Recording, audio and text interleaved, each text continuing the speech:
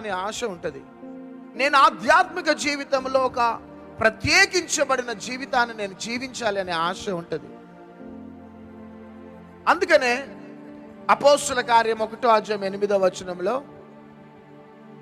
అయినను పరిశుద్ధాత్మ మీ మీదికి వచ్చినప్పుడు మీరు శక్తిని పొందెదరు, యెరూషలేములోను యూదయ సమరయ భూదిగంతముల వరకు మీరు నా సాక్షులయుందురు అని దేవుని వాక్యం సెలవిస్తుంది. కాబట్టి మనందరికీ దేవుని యొక్క ఆత్మచేత అభిషేకించబడాలనే ఆశ ఉంటుంది. కానీ ఎందుకు అభిషేకం నీకు?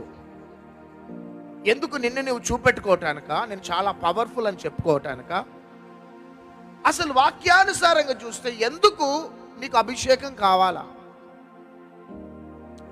ఈరోజు ఈ వర్తమానం విని నేను దీనికోసం నేను సిద్ధపడతా ప్రభువా, నన్ను అభిషేకించు అని నువ్వు అడిగితే ఈరోజే దేవుడు నిన్ను